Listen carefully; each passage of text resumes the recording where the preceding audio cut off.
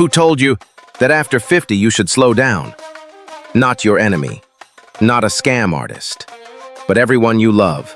Family, friends, culture, media, doctors. They didn't mean harm, but they lied to you. A beautiful lie. Soft, sweet, deadly. The trap of respectful acceptance. You've done enough. Time to rest. Sounds kind, feels validating, but it's a gentle push into decline. Behind every birthday card that says "take it easy" is an unconscious agreement. Your time to grow is past. You start believing that. Fatigue is normal. Forgetfulness is natural. Shallow sleep is expected. Sagging skin and stiffness are part of the package. They're not.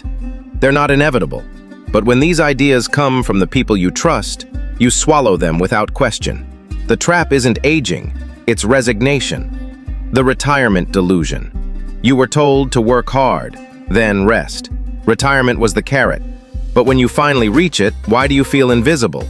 Because retirement for many is not a reward. It's a civil version of being dismissed. You're no longer a profit-making unit in the economic machine, so you're gently guided off stage. But here's the truth. You still have 30+ years. Your brain can still learn a new language. Your body can outperform your 30-year-old self with the right habits. You can fall in love again, or deeper than ever. You can create something timeless. If you believe it's all behind me, you forfeit your power. The manufactured fatigue. Exhaustion isn't a natural consequence of age, it's a side effect of neglect. Your body isn't slowing down because you're old, it's slowing down because you were told to stop moving. The slow down culture tells you, don't lift heavy, don't run too far, don't push limits. And so you don't. Muscles fade, joints ache, metabolism crawls. Then you're diagnosed with normal aging. No, it's not aging, it's deconditioning. You were never supposed to fade, you were designed to evolve. The seduction of the couch. After decades of working, the couch feels like a throne, but soon it becomes a coffin. Comfort is addictive. It makes you think, this is peace. I deserve this. I've earned the right to rest. Yes, you've earned rest, but you were never meant to live in it. Too much comfort calcifies the spirit. It slowly strangles the part of you that wants to create, move, express, challenge. Comfort is not the destination. It's the recovery room between battles. The decline that wasn't inevitable. Most people believe decline is automatic. Brain fog is just how it is. Bone density drops like fate. Libido fades like a sunset. But recent science says otherwise. Your brain can regenerate synapses through movement and novelty. Bones can rebuild under resistance. Libido can return with blood flow and purpose. But only if you question the lie, the invisibility cloak. After 50, people stop seeing you. At least that's how it feels. You walk into a room and attention floats past you. The media doesn't speak to you. Tech doesn't design for you. Ads don't honor you. And you start believing, I am no longer relevant. I should be quiet now. My role is to support others from the background.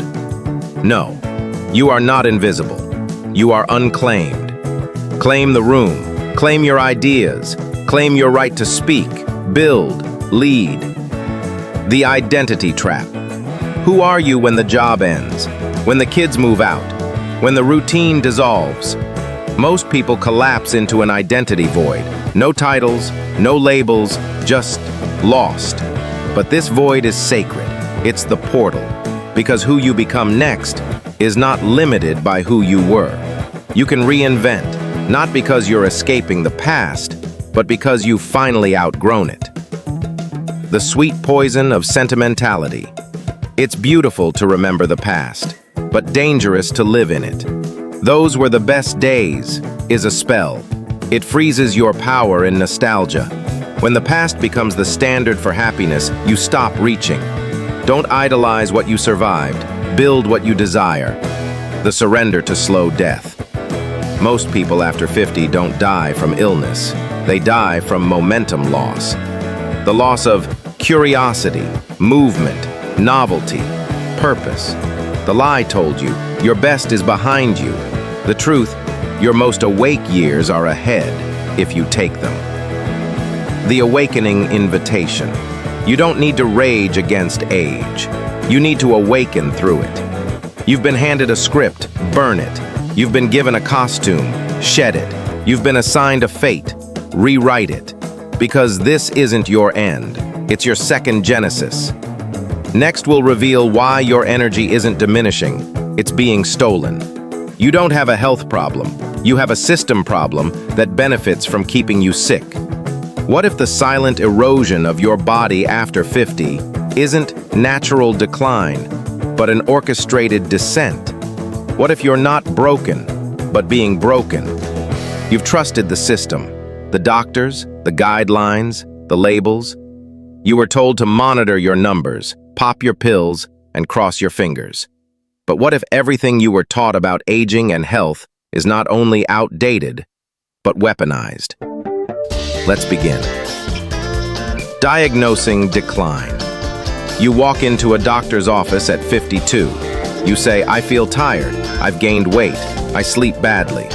You walk out with a cholesterol pill, a prescription for pre-diabetes, a printed meal plan from 1997.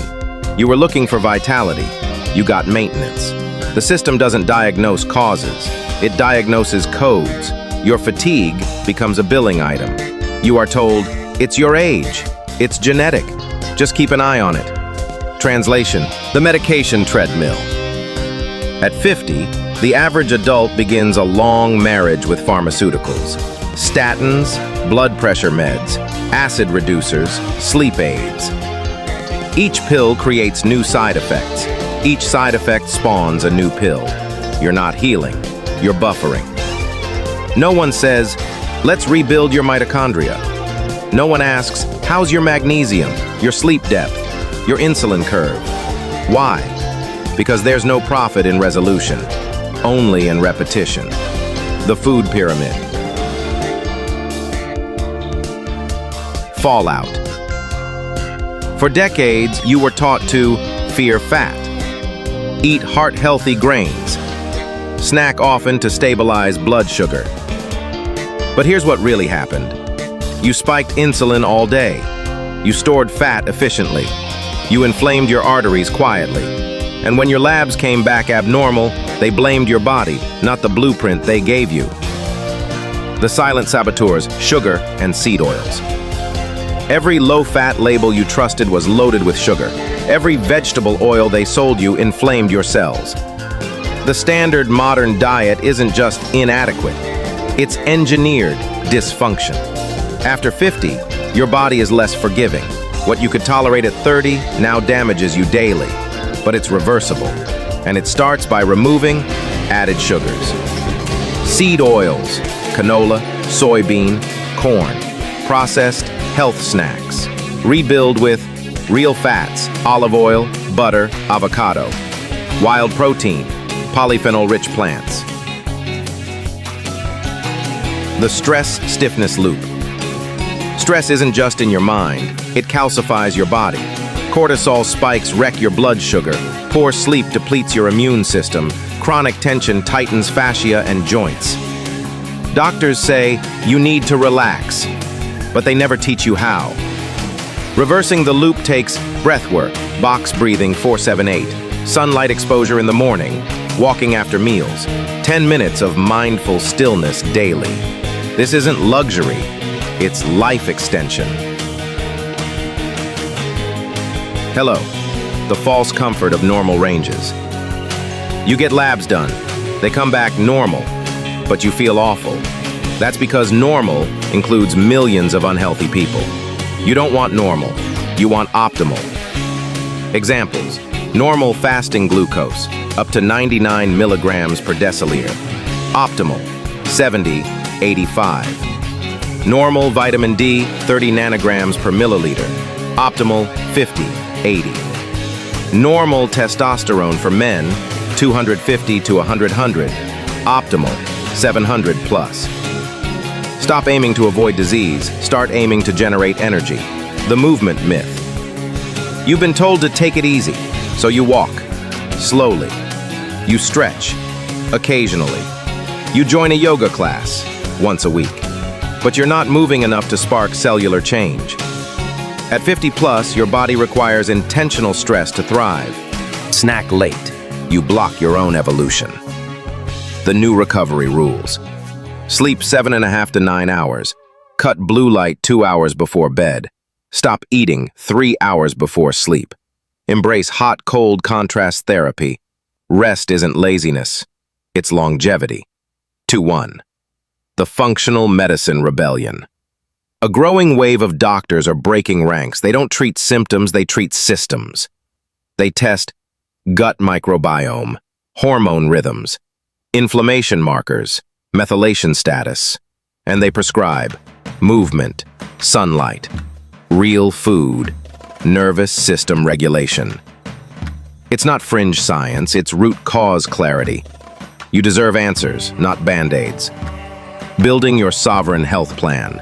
2-1. No one is coming to save your health. You must become the architect. Start simple. Walk daily. Lift 3 times a week. Prioritize protein. Ditch fake food. Go to bed before 10:30. Then layer. Track blood glucose. Add sauna or cold plunge. Learn breath work. 2-1. Get a functional checkup. You don't need perfection, you need consistency. Your vitality is not behind you. It's waiting on the other side of action. What if your biggest block isn't your body, But your identity. You've been given a story about who you are after 50. You've been told you're a former something. Your best traits are mature versions of your past. You're supposed to age gracefully. But what if graceful isn't the goal? What if greatness is? This part will dismantle the outdated psychology of aging and show you how to rebuild your identity, not around your memories, but your future. The ghost of who you were. After 50, many people unconsciously become curators of their past.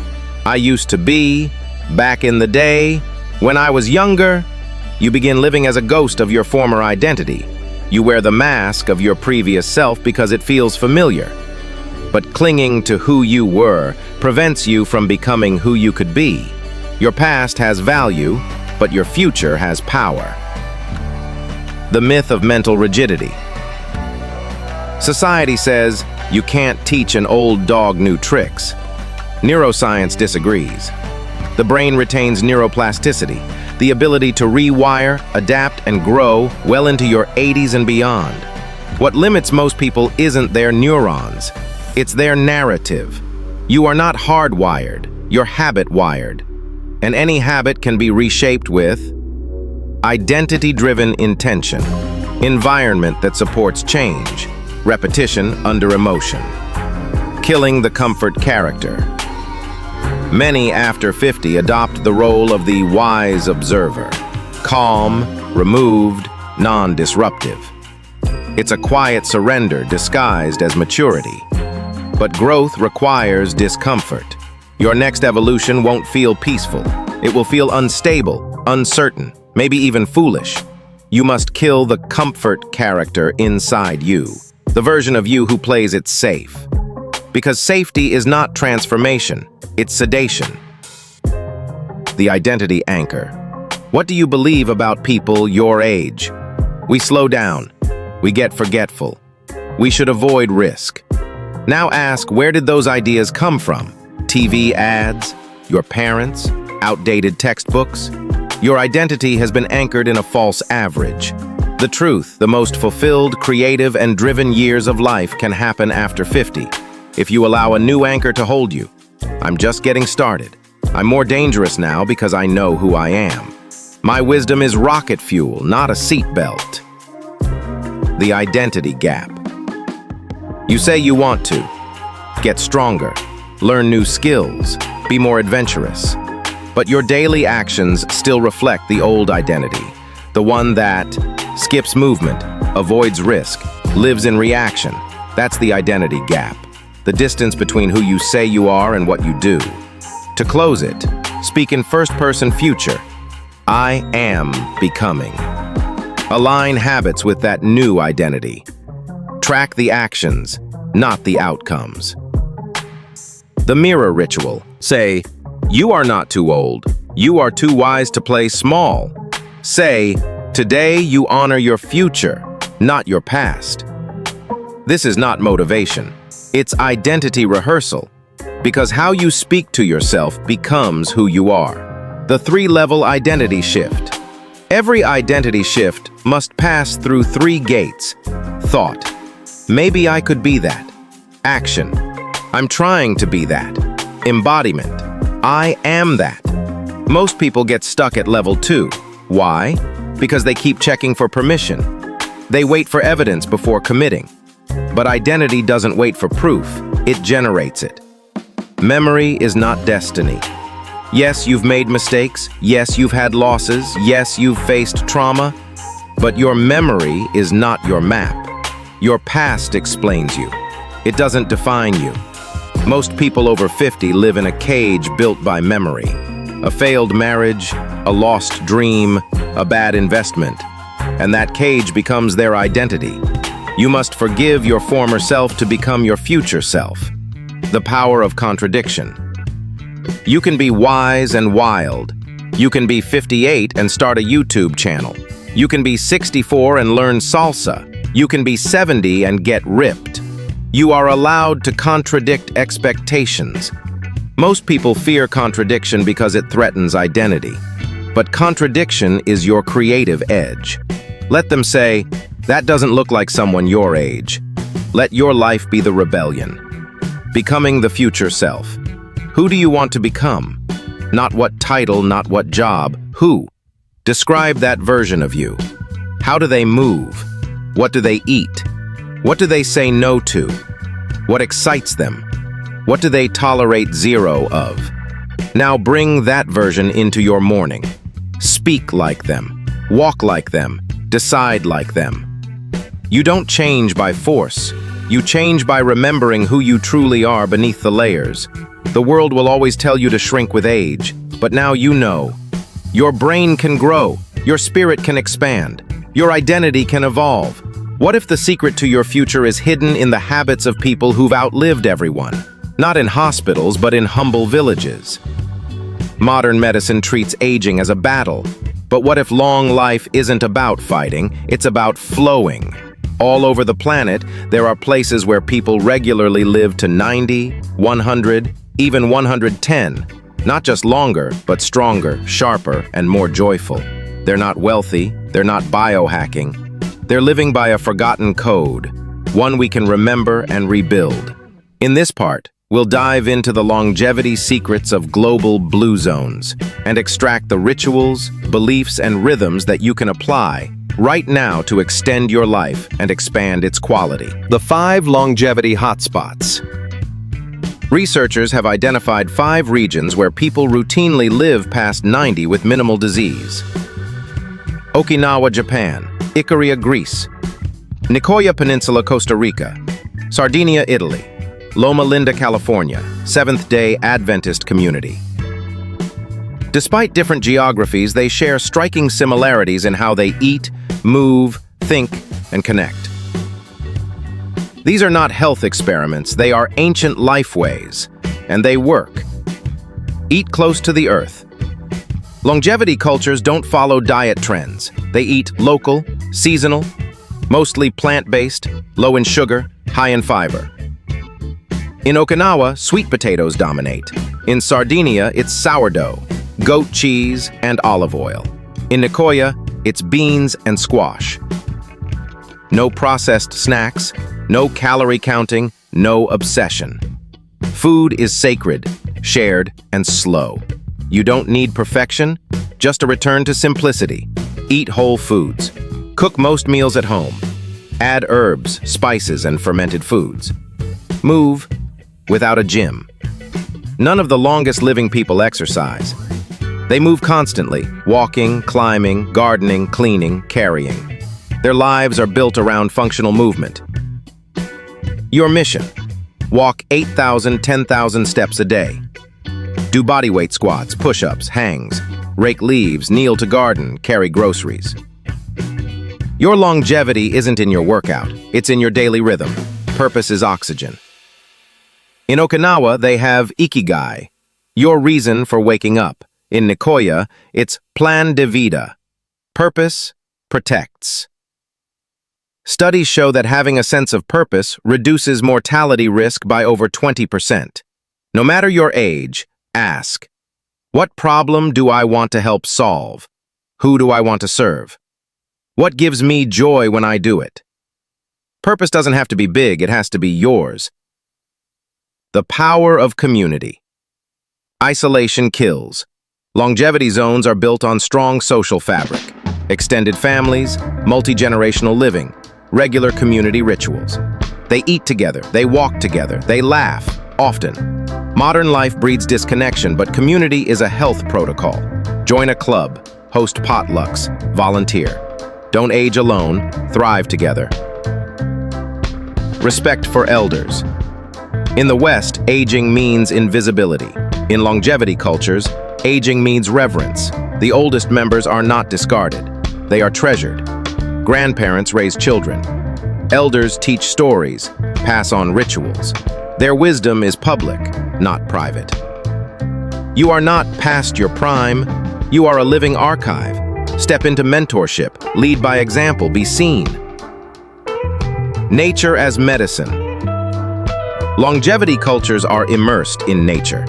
They rise with the sun, work in gardens, walk outdoors daily. Exposure to natural light regulates sleep, boosts serotonin, and Sacred rituals of rest. in Icaria, people nap daily. In Sardinia, they slow down after lunch.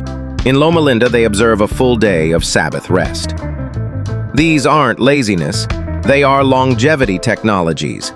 You can't restore yourself in chaos. Turn off your phone at night. Protect your sleep window. Schedule a weekly do-nothing day. Burnout is not a badge of honor, it's a warning. Belief and gratitude. Almost all longevity communities have spiritual practices. Daily prayer, meditation, communal worship, gratitude rituals. Spirituality buffers stress, boosts immune resilience, and creates emotional grounding. You don't need dogma, but you do need a practice that connects you to something greater than your ego. Start small. List 3 things you're grateful for daily. Meditate 10 minutes. Light a candle and breathe. Let reverence return. Your personal code. You don't need to move to Okinawa. You need to remember who you are and reclaim how you live.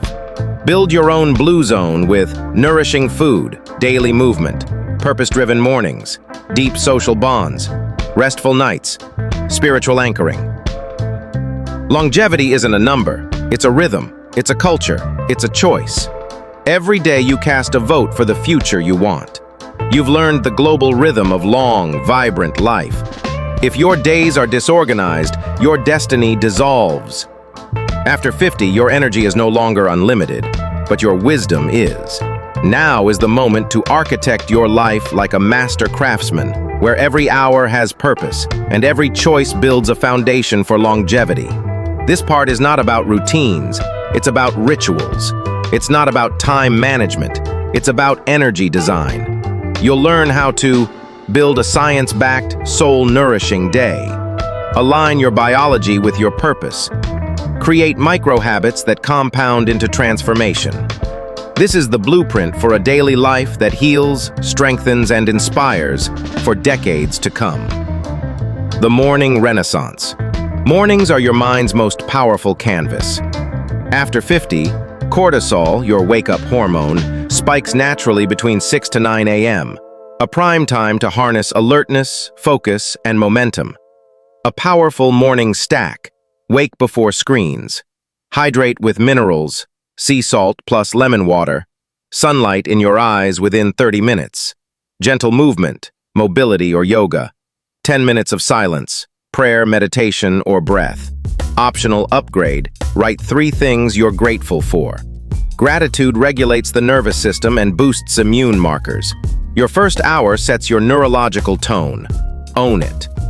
The Power Block Protocol. Your brain works best in 90-minute blocks. Science calls it an ultradian rhythm, waves of focus and fatigue. The key is to structure your most demanding work during the first 1 to 2 ultradian blocks. Create a power block 90-minute session. No phone, email, or distractions. One focused task: writing, planning, creating, solving. End with a 15-minute recharge, walk, light snack, nature break. This cycle mimics the working habits of top performers, from CEOs to centenarians. The anti-fragile movement window. Mid-morning to midday is the perfect time to train your body. Instead of long, exhausting workouts, focus on minimum effective dose, MED, 20-minute resistance training, 3 to 4 times a week. Zone 2 cardio, brisk walk, cycling, 1 hit inter of week, short, sharp intervals. Daily mobility, 5 to 10-minute joint flow. This schedule rebuilds muscle, boosts mitochondria, and reverses insulin resistance without burnout. Motion is medicine. Movement equals memory. The sacred midday reset. By early afternoon, your focus dips. Most reach for caffeine or crash into distraction. You'll do what long-living cultures do. Eat slowly, a nourishing, protein-centered lunch. Walk after meals. 10 minutes stabilizes blood sugar. Nap or rest 15 to 20 minutes recharges brain and body. Bonus, 10 minutes of yoga nidra or breathing can restore as much energy as an hour of sleep. This isn't laziness, it's longevity efficiency. The second wind ritual. Around 4 to 6 p.m., your body gets a second cortisol rise. Use it. Ideal for creative flow, music, painting, writing. Nature walk or playful movement. Connecting with family, tackling small admin tasks mindfully. Avoid overstimulating media, heavy sugar or caffeine, reactive, angry content. Design this window as your second sunrise, a chance to revive the soul, not just the schedule. The longevity dinner framework. Evening food habits dictate sleep quality, digestion, and recovery. Follow the 3S rule. Simple. No complex high-fat meals late. Small. Light meals reduce inflammation overnight. Satiating. Protein, cooked veggies, healthy fats. Example: wild salmon, steamed greens, olive oil, and lentils. Eat 2 to 3 hours before bed. Then walk for 5 to 10 minutes. Yes, again. Walking after meals is a universal longevity habit. The digital sunset. Blue light destroys melatonin. Scrolling trains anxiety, not rest. 2 hours before bed, turn off devices or use night shift filters. Dim the lights. Use candles, warm lamps, or salt lamps. This signals your nervous system. Day is done. Bonus: a warm bath with magnesium flakes drops core body temperature, promoting deep sleep. Digital silence equals cellular repair. The pre-sleep mind cleanse. Sleep is where your brain heals, but unresolved mental loops prevent deep rest. Before sleep, journal 3 things that went well today. Write down what's on your mind. Say 1 sentence of self-compassion. Example: today was hard, but I did my best. I forgive what's unfinished. This habit reduces midnight wake-ups and improves HRV, heart rate variability. Your pillow is your temple. Guard it with care. The rhythm reset, your weekly pulse. True longevity isn't just about daily habits. It's about rhythms that repeat. Weekly rhythms. Here's how to build a 7-day cycle that balances strength, play, and renewal. Monday, strength and mobility. Start strong. Do a full-body resistance workout, followed by 10 minutes of stretching. This builds muscle and protects your joints. Tuesday, Zone 2 cardio. Go for a brisk 45-minute walk or easy bike ride. Keep your heart rate low and steady. This improves your mitochondria, the power plants of your cells. Wednesday, core. Balance train your center. Do planks, bird dogs, and single leg movements.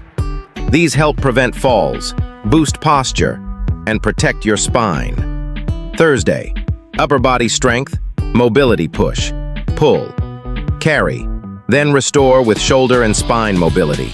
Strong muscles keep you independent. Mobile joints keep you. Sunday, reflect plus reset. Walk in nature. Share a slow meal. Journal what you learned. Let your nervous system recharge. You don't need to follow this perfectly, but let the rhythm guide you. Your body loves patterns. Give it a weekly symphony to dance with. Monday to 12, plus mobility. Marvelous approach, plus 10-minute stretch. Tuesdays A, Zone 2 cardio. Brisk walk or light cycling. Wednesday, core plus balance in planks, bird dogs, single leg drills. End hours, Thursdays. Strength, upper body. Push, pull, carry, shoulder mobility. Freyan, play. Zone 2 force. Sport, hike, long walk with friend. Saturday, hit sauna or stretch. Short intervals plus recovery ritual. Long walk, family meal, journaling, free, 10. This structure is flexible. Swap, adapt, adjust. Just keep the rhythm sacred. The day that builds your legacy. Every single day after 50 is a vote. For decay or for renewal. For reaction or for design. You are no longer just aging. You are architecting. Ask daily, what energy am I cultivating? What rhythm am I honoring? What rituals are building my future self? Your ideal day is not a fantasy. It is a discipline of love, a love for your mind, your body, your time left on Earth.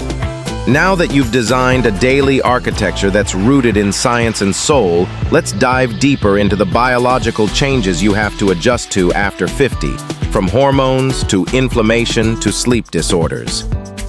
Most people don't die of aging. They die of unchecked inflammation.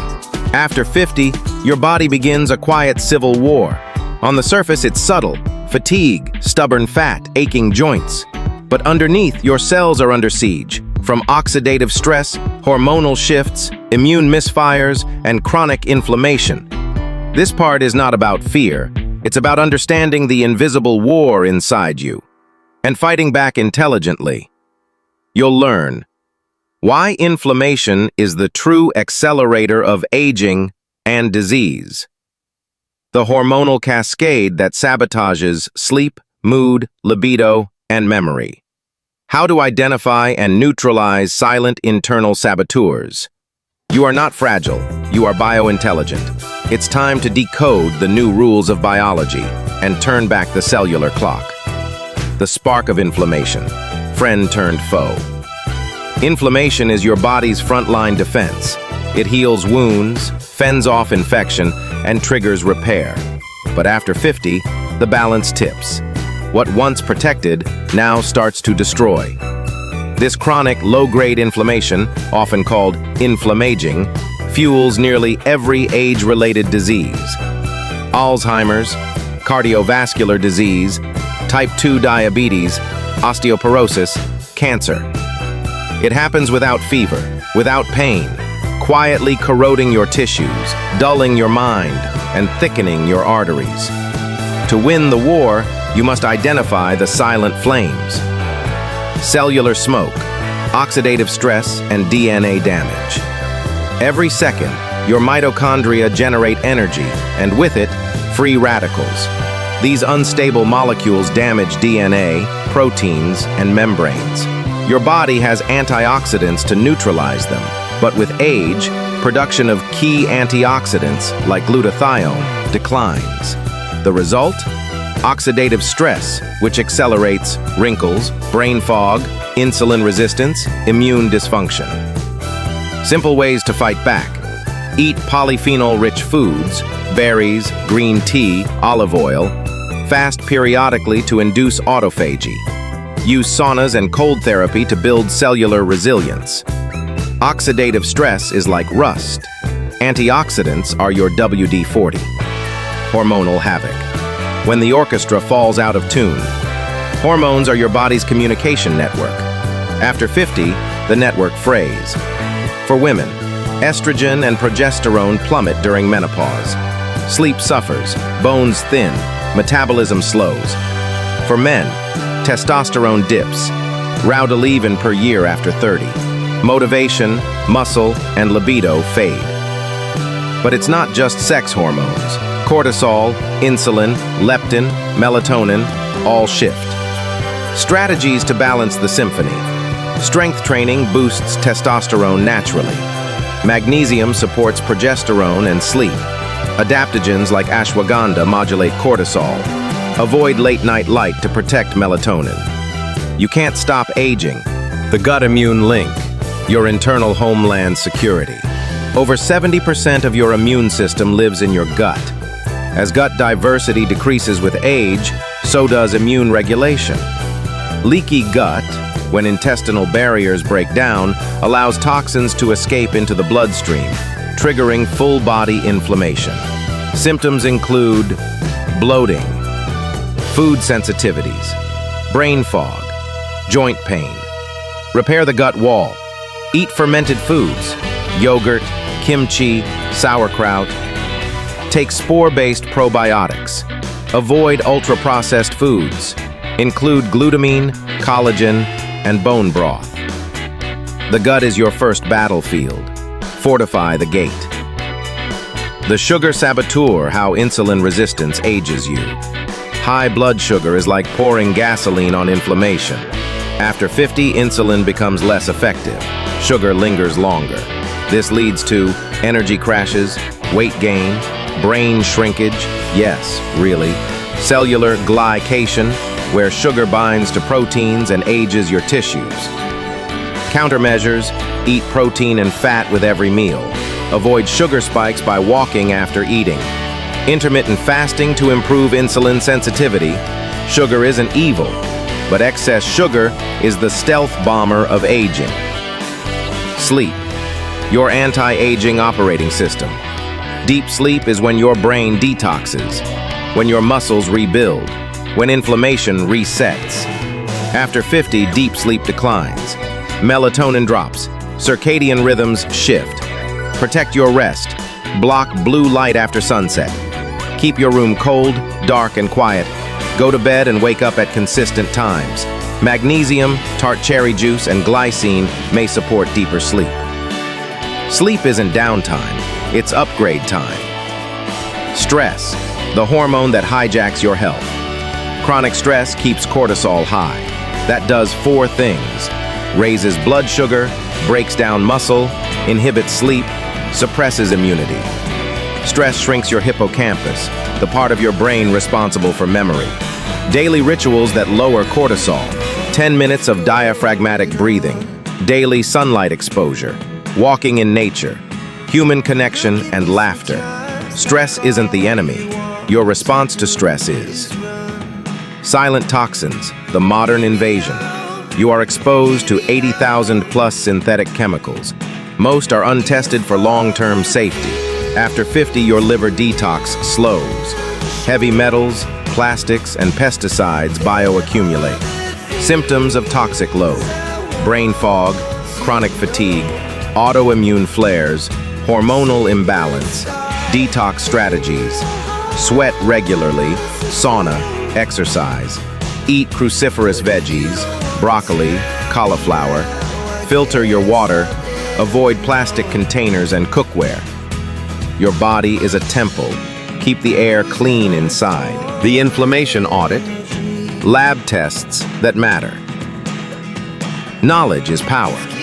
Here are the top labs that reveal your inner war. XCRP, C-reactive protein. Overall inflammation. HbA1c plus fasting insulin. Sugar control. Homocysteine, brain and heart risk. Dutch test or hormone panel. Hormone balance. Omega-3 index. Inflammation versus anti-inflammation ratio. Work with a functional or integrative practitioner to build your roadmap. Your blood doesn't lie. It whispers the truth if you listen. The reversal protocol. Aging is a choice. You can't stop time, but you can stop premature decay. To reverse the invisible war, move daily. Sleep like it's sacred. Eat with awareness. Fast occasionally. Connect deeply. Laugh often. Detox wisely. Supplement where needed. This isn't about fear of aging. It's about freedom within aging. Aging isn't the enemy. Inflammation is. And now you are no longer defenseless. You are informed, aligned, activated. Let the healing begin. What if the reason you feel lost is because the map you were using was never yours to begin with? You've optimized your biology, aligned your energy, mastered your habits. But there's a deeper question lingering. Who are you now? After 50, identity shifts. Roles fall away. Careers end. Children leave. The world stops asking what you do, and instead, the mirror asks, who are you becoming? This is the moment not to fade, but to awaken. In Part 7, you'll explore how to rediscover purpose when old roles vanish, the neuroscience of meaning and spiritual fulfillment, how identity evolves with age, and how to guide it consciously, tools to reignite passion, contribution, and awe. This isn't self-help fluff, it's existential architecture. Let's begin the soul work. The death of the old self. Aging isn't just physical, it's identity collapse. The roles you've worn for decades, parent, provider, achiever, start to dissolve. This disorientation can feel like death, but it's really a sacred molting. What you cling to may be what is holding you back. You must allow the old self to die. Not in despair, but in ceremony.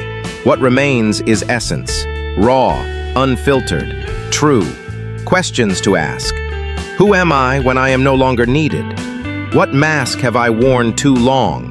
What parts of me have I buried beneath productivity? This is the beginning of your second birth. The neuroscience of meaning. Meaning isn't a metaphor, it's a neurochemical reality. When you engage in purpose-driven activity, dopamine fuels motivation. Oxytocin anchors connection. Serotonin builds self-worth. Endorphins soften pain. Functional MRIs show that a sense of purpose, the identity beyond labels. You are not your job, not your title, not your children's success, not your bank account. But letting go of those labels? Terrifying. Try this journaling exercise. I am not. List everything external you associate with identity. Underneath it all, I am. Write freely for 10 minutes. You'll begin to see your core self, not the persona, but the presence. Identity post-50 is not a crisis. It's an opportunity for conscious reinvention. The soul's compass, awe, mystery, and stillness. Modern life trains us to produce, to explain, to fill every silence. But the soul grows in mystery, awe. The experience of something vast and beyond understanding actually reduces inflammation and boosts mental clarity. How to reconnect. Watch a sunrise with no phone. Read poetry slowly aloud. Stand in the forest and listen. Ask unanswerable questions. Stillness isn't emptiness. It's where the soul reorients. The power of saying no. After 50, every yes costs more. Your energy is sacred. To find your true path, you must protect your inner compass from being hijacked by obligations, guilt, people-pleasing, cultural noise. Practice. Say no without apology. Replace I should with I choose. Cut one obligation this week that drains your joy. Saying no isn't selfish, it's directional integrity. Spirituality without dogma. You don't need to join a religion to nurture the spirit. Spirituality can be sitting by water, creating art, tending a garden, surrendering the illusion of control. What matters is this: Are you living in connection to something bigger than ego? Explore practices, breath prayer, forest bathing, silent retreats, daily wonder walks. You don't need belief. You need relationship to mystery, relationships that nourish your soul. Not all friendships age well. Some expire, some evolve. After 50, relationships become soul food or soul rot. Audit. Who makes you feel alive? Who drains you? Who accepts the you that is emerging? Let go of obligation ties. Seek out elders, intergenerational bonds, truth tellers, playmates. Connection isn't about numbers, it's about depth per moment. Creativity as a spiritual practice. You don't need to be artistic to create. You were born to make beauty, messes, meaning. Creativity rebuilds the inner world. It's neuro-regenerative, soul-alivening. Try doodle without purpose. Start a story you'll never publish. Dance like no one is watching. Build something with your hands. The goal isn't mastery, the practice of letting go. Grief is not just for loss of people, but for identities, dreams, timelines. To enter the second half with power, you must let go with grace. Let go of what could have been, who didn't love you right, the fantasy of perpetual youth. Ritualize release. Burn old journals. Write a letter to your younger self. Sit in silence and weep. No fixing, just feeling. Grief is not weakness, it's sacred surrender. Designing your inner compass. You don't need to find your purpose, you need to remember it. Your compass is forged in moments. What breaks your heart? What gives you chills? What legacy would you want whispered at your funeral? Craft a life map. 3 values that feel non-negotiable. 3 passions you've abandoned and want to reclaim. 3 small risks to take this month. Purpose isn't a path, it's a frequency. Tune in. You've rediscovered your inner compass, your soul's coordinates. You are not the past, you are the bridge. After 50, a new calling emerges, not just to optimize the self, but to uplift others. There comes a moment when your life is no longer about personal gain, but legacy. Who are you mentoring? What wisdom are you transferring? What systems are you helping reshape for the next generation? In Part 8, we dive into the psychology of mentorship and generational healing. Why being a modern elder is the most radical role in society. How to communicate across generational gaps. The rituals, frameworks, and mindset to pass the torch with power. Your life experience is not a burden, it's a blueprint. Let's build the bridge. Why the world needs modern elders. In a youth-obsessed culture, age is often seen as decline. But history tells a different story. Elders were once the keepers of memory, the guides of transitions, the architects of wisdom. Now more than ever, we need that again. Modern elders are pattern seers, emotional stabilizers, culture shapers, legacy transmitters. You don't retire your relevance, you repurpose it. You are not done. You are just beginning a new kind of leadership. From achievement to contribution. The first half of life is about building, career, family, identity. The second half is about giving. This shift is internal, from goals to guidance, from how do I win to how can I help others rise. You begin asking, what can I teach? How can I serve? Who needs the lessons I learned the hard way? Contribution becomes your currency, and your story becomes someone else's survival guide. The psychology of mentorship. Mentorship is not instruction, it is intimacy and guidance. True mentors don't create followers, they create sovereign humans. A great mentor listens deeply, asks more than tells, models vulnerability and resilience, holds space without judgment, why it matters. Mentors report greater life satisfaction and lower rates of depression. Mentees gain confidence, clarity, and faster growth. Mentorship is a healing exchange for both souls involved. Intergenerational intelligence. Every generation speaks its own language, shaped by technology, trauma, social norms, economics. Bridging generations means listening without correction, understanding without comparison, validating their experience without invalidating your own. Framework to build rapport. Start with curiosity, not advice. Share failure before success. Ask, what's something you wish older people understood? Connection is not about being right, it's about being real. Healing the ancestral wounds. You don't just pass down wisdom, you pass down wounds, unless you choose to break the chain. Many after 50 begin to reflect, what trauma did I inherit? What pain did I unconsciously pass forward? What story do I want to rewrite? Generational healing is a sacred task. Apologize when needed. Acknowledge unspoken grief. Create rituals of release and forgiveness. You are not just a parent, you are an ancestral architect. The torch ritual. When and how to let go. Letting go of control is hard, especially when you know the cost of failure. But legacy is not control, it's transmission.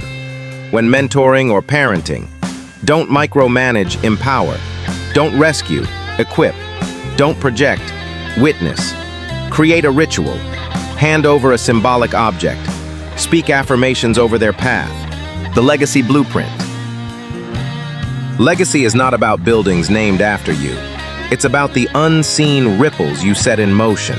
Ask yourself, what values do I want to live by, not just leave behind? What do I want whispered about me when I'm gone? What systems did I help dismantle or create? Write your legacy blueprint. 3 lessons I would teach my younger self. 3 injustices I feel called to address. 3 people I want to mentor or support this year. Legacy is not built later, it's built daily. The community elder, from individual to circle. Elders were never isolated. They sat in circles. They anchored tribes. You don't need a stage, you need a community. How to become a community elder? Host story circles in your home. Start a wisdom hour with youth. Offer to mentor at local schools or organizations. Elders are culture keepers, memory holders, light carriers. Don't retire to silence, return to circle, being changed by the next generation. Mentorship isn't one way. The young will shape you too. Be open to reverse mentorship. Let younger people teach you tech. Hear their views on climate, identity, justice. Let them challenge your assumptions. Growth doesn't end at 50. It accelerates with humility. Let the next generation stretch you. Not because they know more, but because they see differently. The bridge you were born to be. You stand between eras, 1 foot in the wisdom of the past, 1 hand reaching toward the future. You are the bridge, the living link. Final reflection. What bridges am I building? What must I let go of to make room? Who will walk farther because I stood strong? The world doesn't need more influencers. It needs elders. It needs you. Solitude is not the absence of love. It's the space where you meet your soul. In a world obsessed with connection, silence scares us. But after 50, solitude isn't exile. It's alchemy. What if your most powerful transformation begins not in a crowd, but in your own quiet company?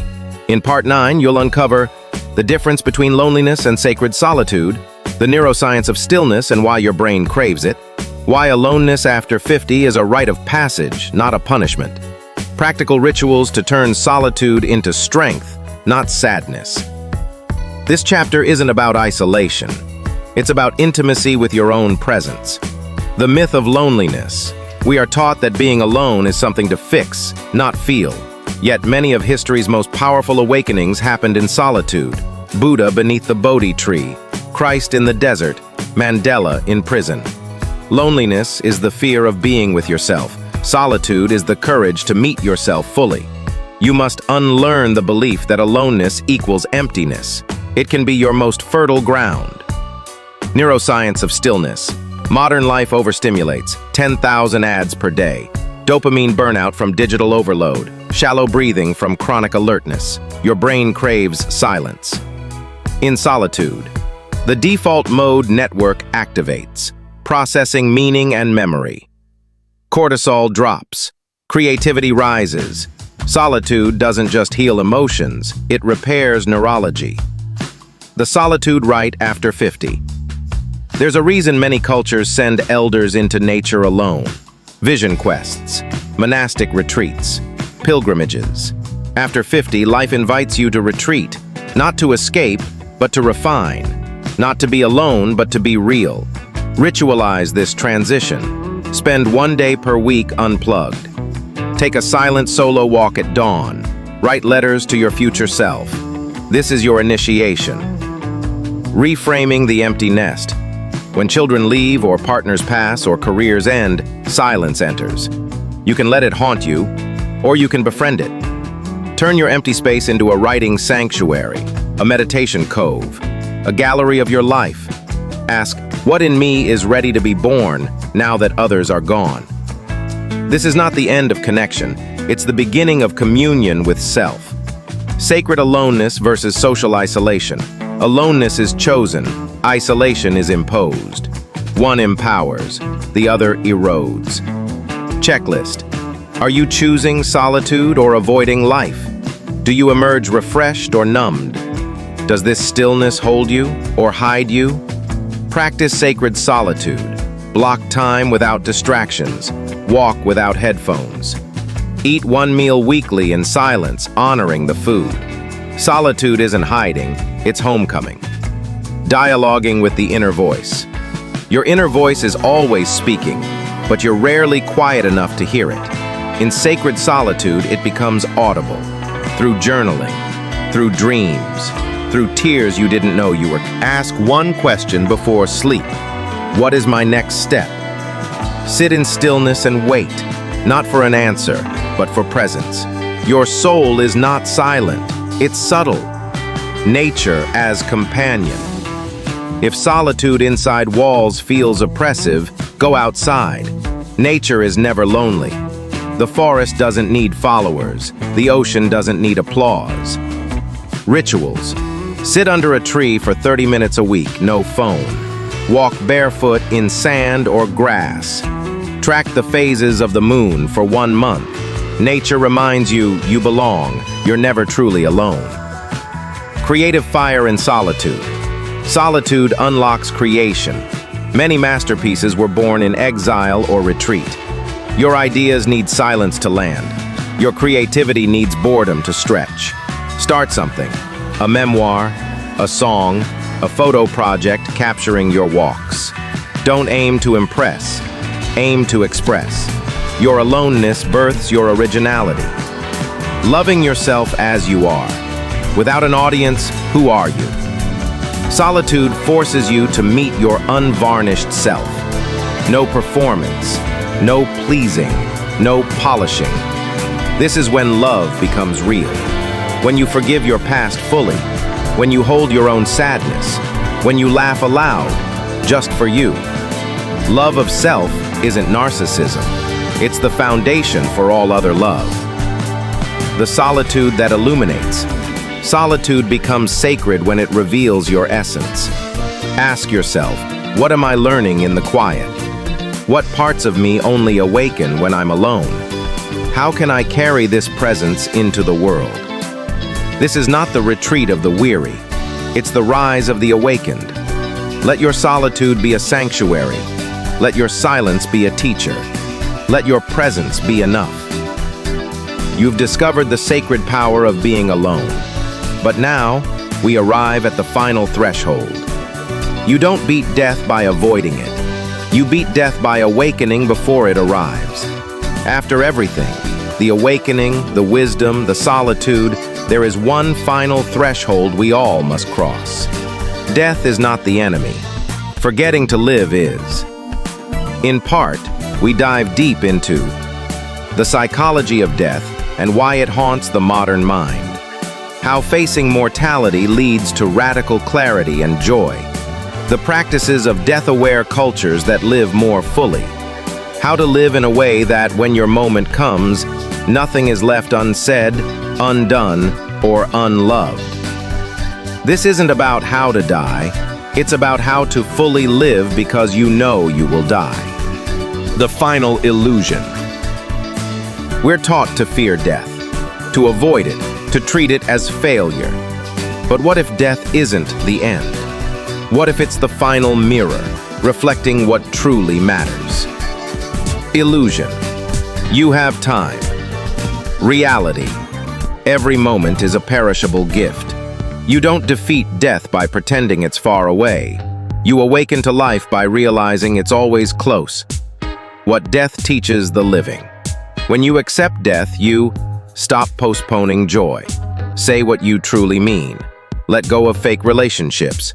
Forgive old resentments. Clarity follows. What would I regret not doing? Who must I forgive or thank? What legacy am I living, not just leaving? Death is more than a teacher. It is the great clarifier. Death-aware cultures versus death-denying societies. In Bhutan, people meditate on death 5 times a day. In Mexico, they dance with it during Dia de los Muertos. In Tibet, the Book of the Dead prepares children from an early age. Contrast with the West. Death is hidden in hospitals. Children are shielded from funerals. Wrinkles are treated like disease. To live fully, we must restore death to its rightful place, not as punishment, but as sacred transition. The 5 regrets of the dying. Based on real hospice interviews, the top 5 regrets. I wish I'd had the courage to live true to myself. I wish I hadn't worked so hard. I wish I'd expressed my feelings more. I wish I'd stayed in touch with friends. I wish I'd let myself be happier. Let this list be your map. Live now in ways that remove regret later. Write your eulogy today. What would happen if you wrote your eulogy today? What would it say? Who would speak? What would people remember? Try this. Write your ideal eulogy in 300 words. Highlight what's not yet true. Begin living toward those truths. Your eulogy isn't for your funeral, it's for your focus. Rituals to befriend death. You can't meditate death away, but you can befriend it through ritual. Daily practices. Light a candle and reflect. What would you die for? Keep a death journal. If I had 1 year, month, week to live, I would. Visit graveyards. Read headstones. Ask, what's unfinished in me? Let death whisper to you daily, not scream at the end. The gift of goodbyes. Most never get to say goodbye the way they wanted. Don't wait. Practice living goodbyes. Write letters to children or friends for someday. Record a video sharing your deepest truths. Say I love you and I forgive you more often. Let your life be filled with closure before the end. The body will go. The story will remain. You are not just flesh. You are the impact you leave behind. Ask yourself, what causes will carry your spirit forward? What books, ideas, or creations will outlive you? What virtue? Preparing without fear. Preparing for death isn't grim, it's grown up. Checklist. Will written. Important passwords documented. Apologies made. Life celebrated in advance. Hold a living funeral. Invite loved ones to share what they appreciate about you. Tell them what they mean to you. Make death part of your life design. The last breath and the life before it. One day, your breath will be your last, but thousands come before it. Don't waste them. Don't numb them. Don't miss them. Let each day be a verse in your life's masterpiece. Let each breath carry a blessing. Let each goodbye hold love. You can't control when you die, but you can choose how to live until then. This is the final illusion, that death is something to fear. But in truth, It's what makes life urgent, sacred, and real. You are not dying, you are awakening. Thank you for walking this path. Now go live like it matters.